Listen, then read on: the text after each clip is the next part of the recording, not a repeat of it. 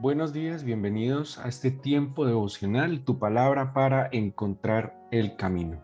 Hoy es 22 de diciembre del 2021.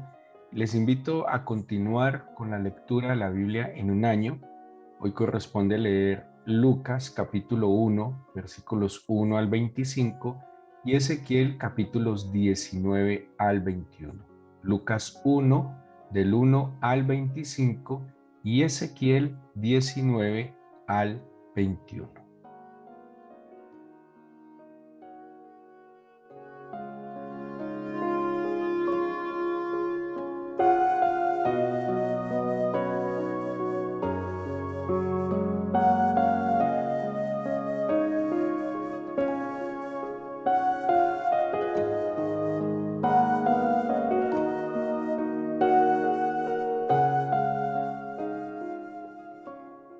Hoy empezamos un libro maravilloso, el libro de Lucas, el Evangelio de Lucas. Eh, es un evangelio que personalmente me gusta, me ha gustado mucho estudiar, me ha ayudado mucho a ubicarme en la vida y obra de nuestro Señor Jesucristo.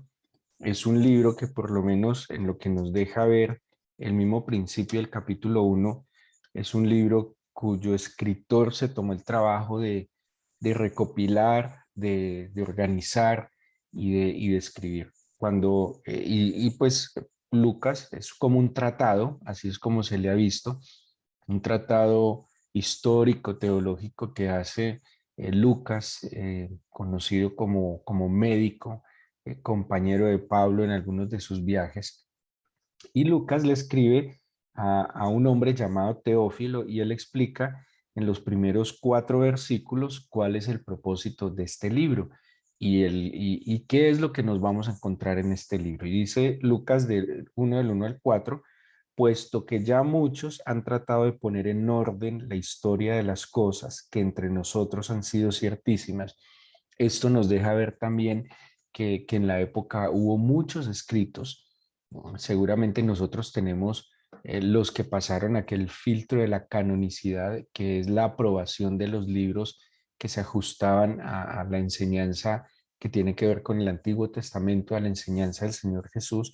Pero aquí dice que había muchos escritos, claro, muchos trataron de poner por escrito, de organizar aquella historia o aquellas vivencias extraordinarias con el Señor Jesucristo. Pero dice Lucas, aunque muchos, puesto que ya muchos han tratado de poner en orden la historia de las cosas que entre nosotros han sido ciertísimas, y aclara esto Lucas, dice, tal como nos la enseñaron los que desde el principio lo vieron con sus ojos y fueron ministros de la palabra, ahí se refiere a los apóstoles, me ha parecido también a mí, después de haber investigado con diligencia todas las cosas desde su origen, escribírtelas por orden, oh excelentísimo Teófilo, para que conozcas bien la verdad de las cosas en las cuales has sido instruido. O sea que este libro de entrada nos muestra un propósito.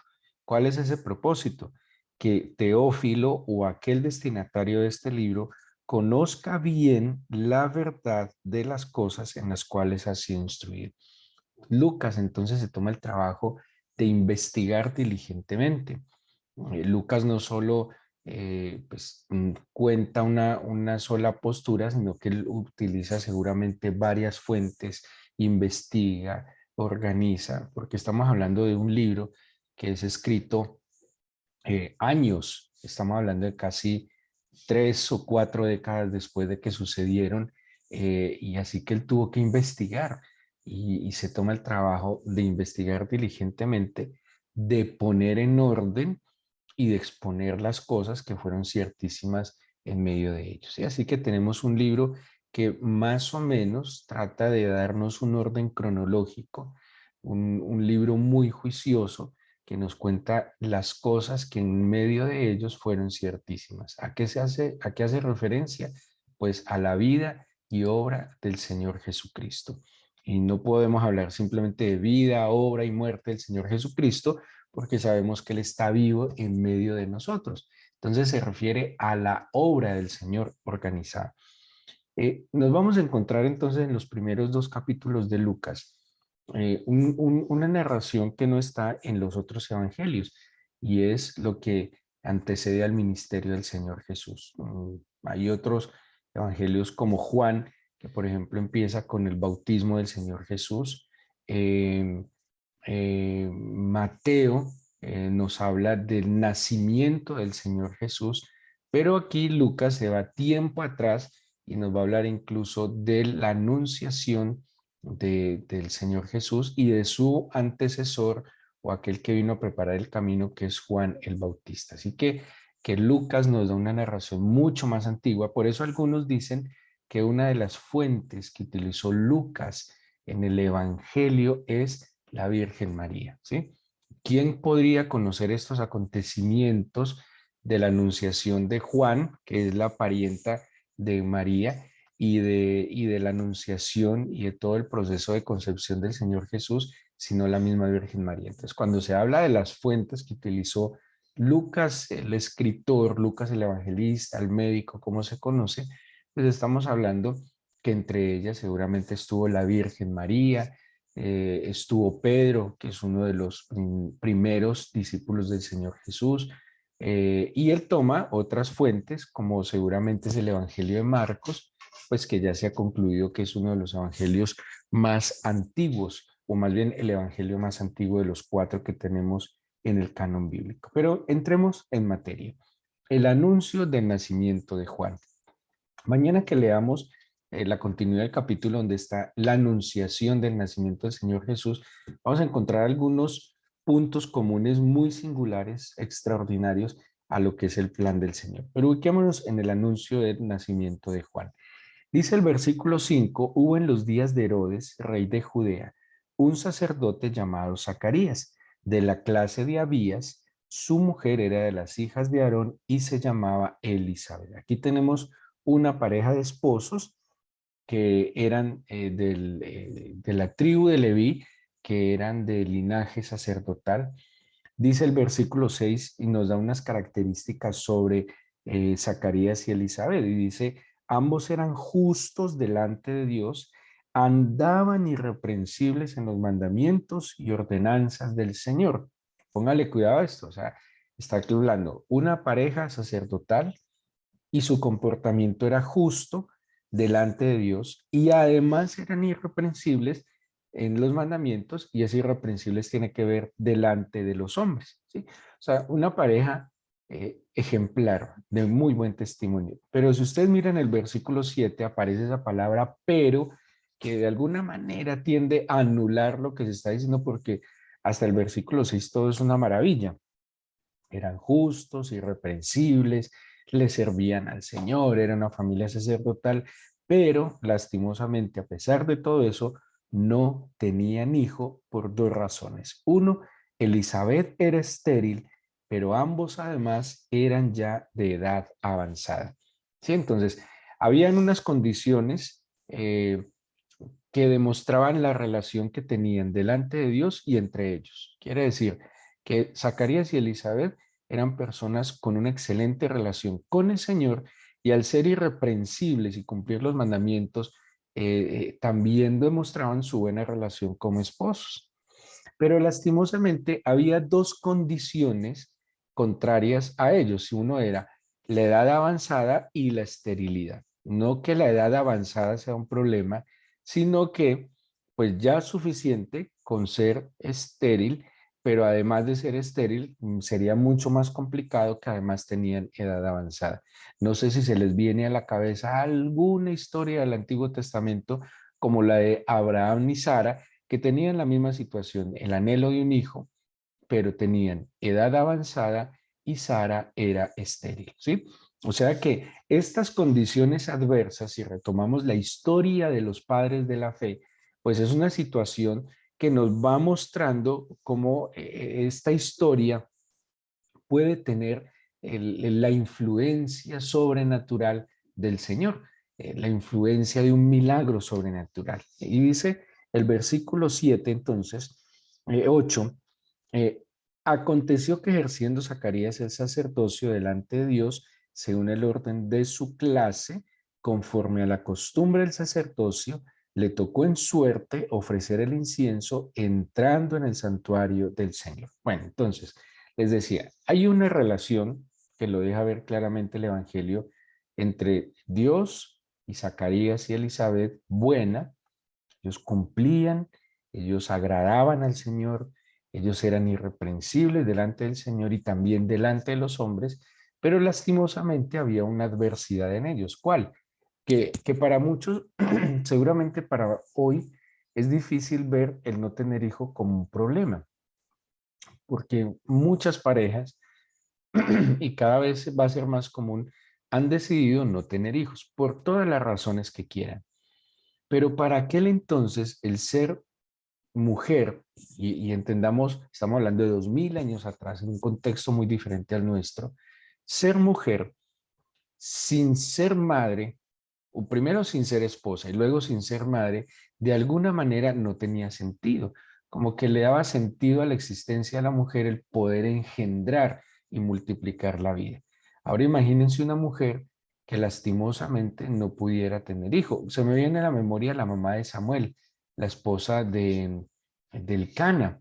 Era una mujer piadosa que no podía, Ana, que no podía tener hijos. Y Ana dice que tenía amargura en su corazón porque no podía tener hijos. Tenía el amor de su esposo, tenía la preferencia de su esposo, era agraciada delante de Dios, pero lastimosamente no podía tener hijo y para ella eso anulaba todo lo demás.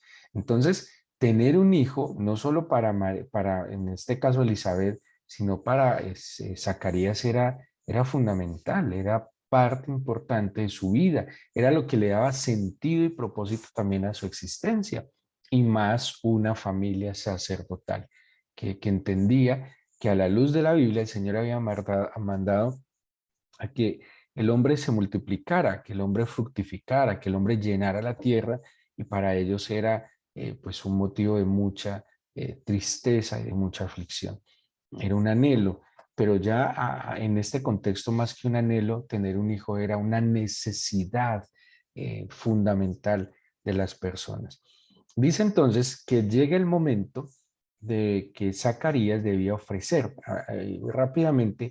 En el libro de Crónicas, David, en el primer libro de Crónicas, capítulo 24, David estableció un orden en los sacerdotes, 24 órdenes sacerdotales.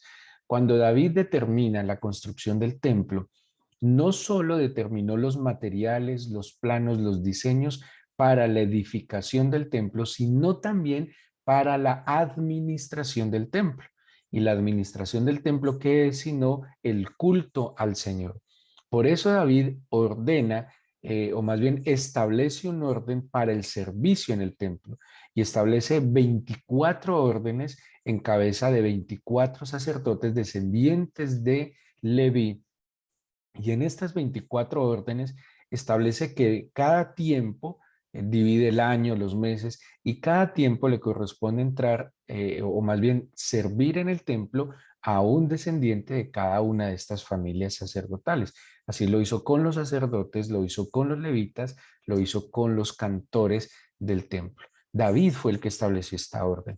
Y Zacarías, como era uno de los sacerdotes, era un levita, a él en algún momento, y eran tantos en la época del Señor Jesús, del primer siglo, puesto que el templo funcionaba casi al 100%, pues seguramente a Zacarías le tocaría, si mucho, una o dos veces en su vida el poder entrar al templo. Imagínense, el sueño, el anhelo de poder entrar en el santuario, y por turnos le iba a tocar tal vez una o un par de veces en su vida de tantos sacerdotes y levitas que había. Así que esto era una oportunidad impresionante. No quiere decir que Zacarías y los demás sacerdotes no cumplieran funciones. Claro que sí. Acuérdense que existían las sinagogas. Ellos vivían en una ciudad cerquita a Jerusalén, en Kerem, se conoce hoy esta pequeña ciudad, una aldea, y seguramente ellos servían en sus sinagogas, servían en sus pueblos.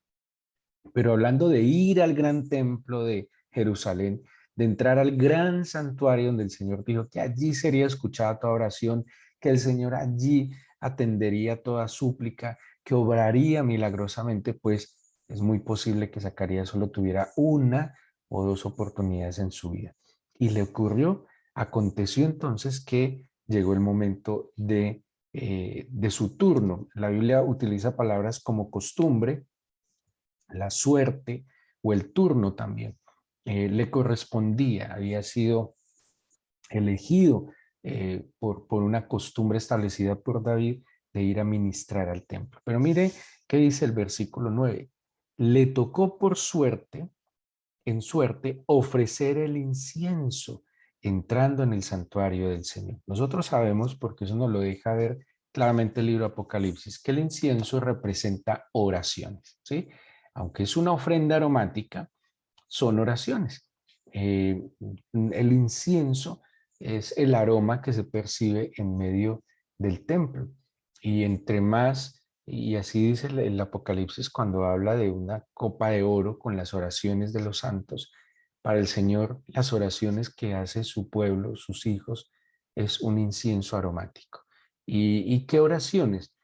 Pues oraciones de gratitud, por supuesto que sí, oraciones de clamor, de necesidad, de súplica, por supuesto que sí.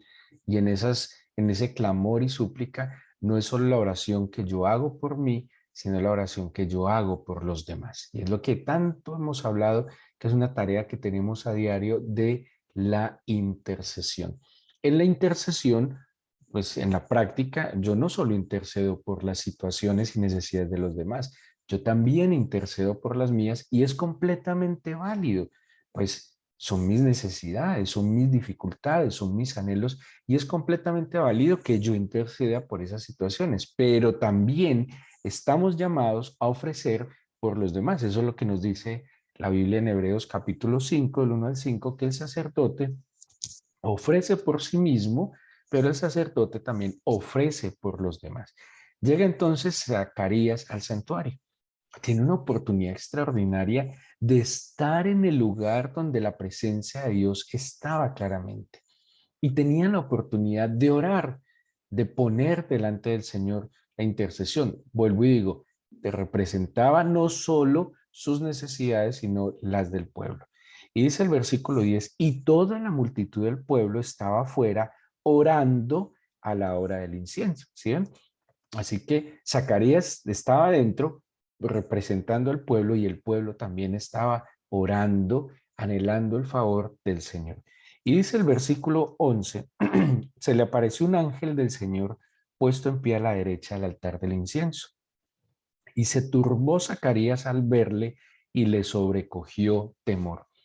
Pero el ángel le dijo, Zacarías, no temas, porque tu oración ha sido oída, y tu mujer Elizabeth te dará a luz un hijo, y llamará su nombre Juan, y tendrás gozo y alegría, y muchos se regocijarán en su nacimiento, porque será grande delante de Dios, no beberá vino ni sidra, y será lleno del Espíritu Santo, aún desde el vientre de su madre. Y hará que muchos de los hijos de Israel se conviertan al Señor Dios de ellos, e irá delante de él como el espíritu y el poder, perdón, con el espíritu y el poder de Elías, para hacer volver los corazones de los padres a los hijos y de los rebeldes a la prudencia de los justos, para preparar al Señor un pueblo bien dispuesto. Espectacular. Y aquí tenemos algo muy tenaz, que es la respuesta a la oración y es la respuesta a la intercesión. Tenía por suerte, y voy a manejar esa palabra en el contexto que nosotros la conocemos, tenía por suerte el poder estar en el altar de Dios y ofrecer oraciones. Ahora, preguntemos, ¿tenemos que esperar turno para poder llegar al altar de Dios y ofrecer nuestras oraciones? Tendremos una oportunidad y a lo sumo dos oportunidades en la vida para poder llegar al altar de Dios y ofrecer nuestras oraciones. O, gracias a Jesucristo, podemos llegar cada día. O sea, cada día es nuestra suerte. Cada día es nuestro turno de poder llegar al altar de Dios para ofrecer nuestras oraciones.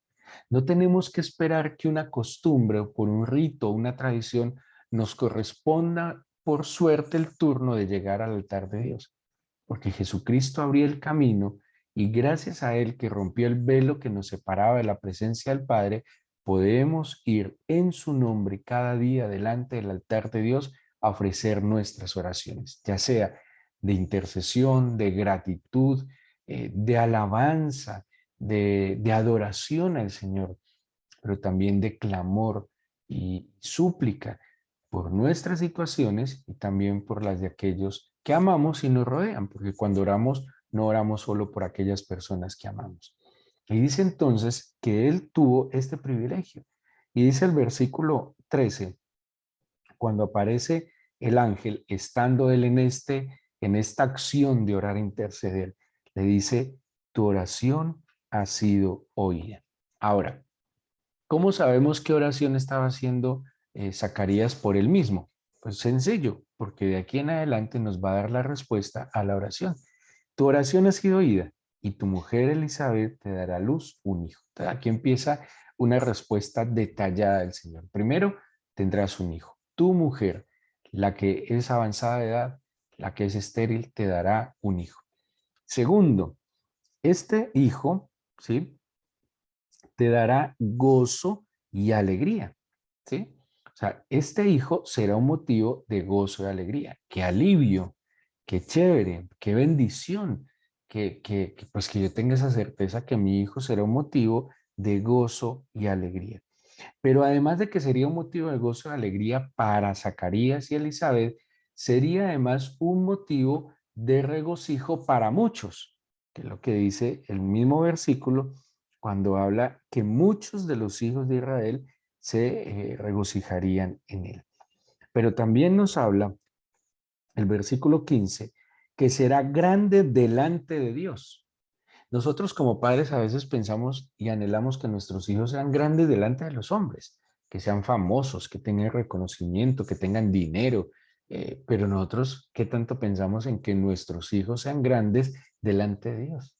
Que Dios tenga un buen concepto de nuestros hijos. Y aquí está diciendo, ese hijo será grande delante de Dios. No beberá vino ni sidra, no se embriagará y será lleno del Espíritu Santo. La Biblia, el Nuevo Testamento hace esta comparación. No os embriaguéis con vino, sed llenos del Espíritu. ¿Sí? Y aquí habla de que él sería tomado, controlado y dominado por el Espíritu y no por el alcohol u otras sustancias. Es una promesa extraordinaria.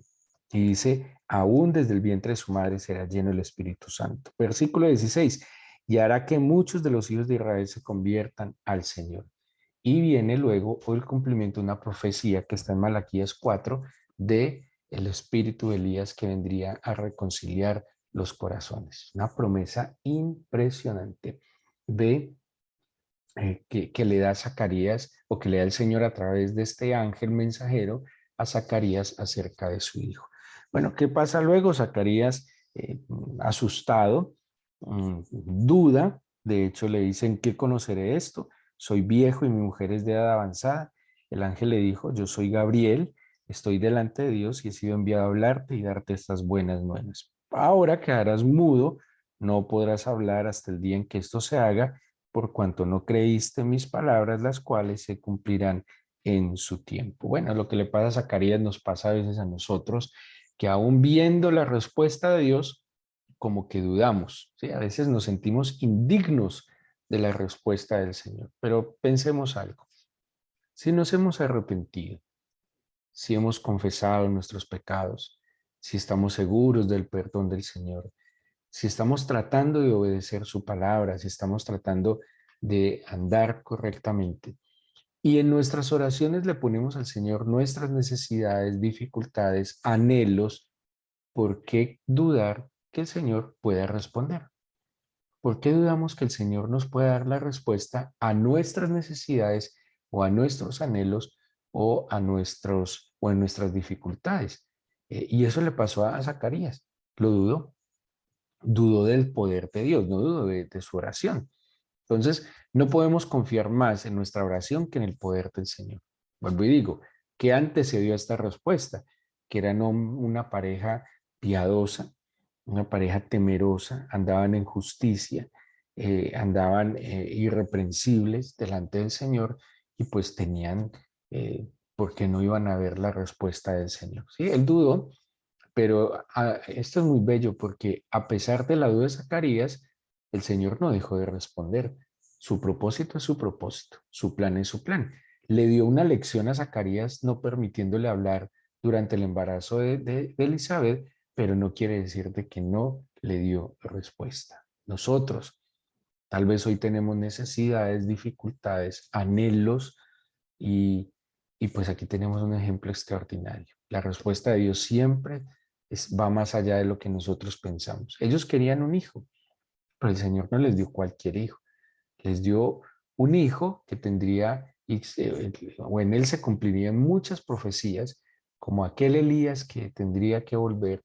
Él sería aquel que prepararía el camino al Salvador y quedaría en la historia como un hombre extraordinario y un hombre grande, como dijo ahí, pero grande delante de quién? Delante de Dios. Y obviamente el ser un hombre grande delante de Dios traería mucha bendición y gozo a muchos, porque gracias al ministerio de Juan el Bautista, hijo de Elizabeth y de Zacarías, pues fue que muchas personas pudieron recibir el reino de los cielos, a Jesucristo. Fue que muchas personas se arrepintieron de sus malos caminos y volvieron al camino del Señor.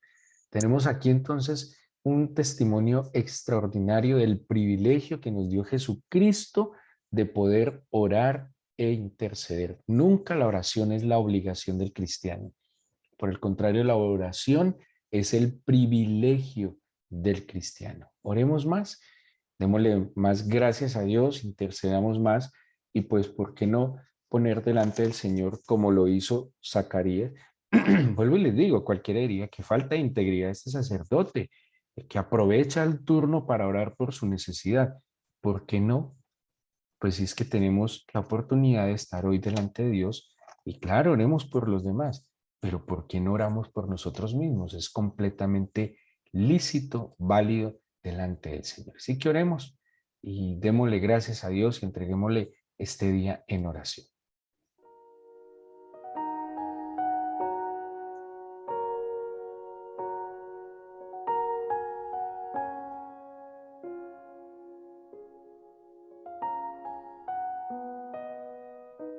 Padre amado, toma nuestro corazón, nuestra mente. Hoy te damos gracias porque pues no tenemos que esperar un turno en la vida para poder llegar al santuario y ofrecerte nuestras oraciones. Esta es la oportunidad, este es el día que tenemos. Has dado aliento de vida de nuevo a nosotros. Nuestros ojos se han abierto, nos hemos podido levantar y hemos podido llegar a congregarnos a través de este medio para orarte, para entregarte nuestro corazón. Démosle gracias al Señor porque la suerte nos ha correspondido hoy de poder entrar al santuario y podemos venir delante de Él a ofrecerle nuestra oración de gratitud, nuestra oración de clamor, de súplica, nuestra oración de intercesión. Colóquele al Señor su necesidad, dificultad y anhelo hoy, sencillo. Y dígale que aumente la medida de su fe, que ante su respuesta no le permita dudar, como lastimosamente le pasó a Zacarías. Y seguramente nos ha pasado. Eres tú quien nos dignifica. Somos dignos por tu obra en nosotros. Escucha la oración de tus hijos. Atiende nuestras súplicas. Y ante tu respuesta, Padre, déjanos glorificar tu nombre. Yo te suplico que hoy nuestros ojos sean levantados a ti. Que no nos enfoquemos tanto en lo que nos rodea, que eso nos desanimaría. sino nuestros ojos puestos en ti, autor y consumador de la fe. Enséñanos a orar como conviene cada día y aprovechar este privilegio. El turno de la oración no es cuando vamos a la iglesia cada semana. El turno de la oración no es ni siquiera en los tiempos devocionales. Para nosotros, por Cristo Jesús, el turno de la oración es cada que dispongamos nuestro corazón, porque la puerta tú la abriste. Señor, yo te pido entonces que tomes hoy nuestro corazón, que nos ayudes a disfrutar este privilegio maravilloso, que aprovechemos mejor el tiempo y que disfrutemos más del santuario al cual tenemos acceso por ti, mi Señor. Extiende tu mano de bendición sobre tus hijos, ayúdalos, bendícelos, acompáñalos. No los sueltes de tu mano, Señor. Escucha sus oraciones. Déjales ver cada día tu gracia, tu bondad y tu misericordia. Yo te doy a ti toda la gloria, mi Señor.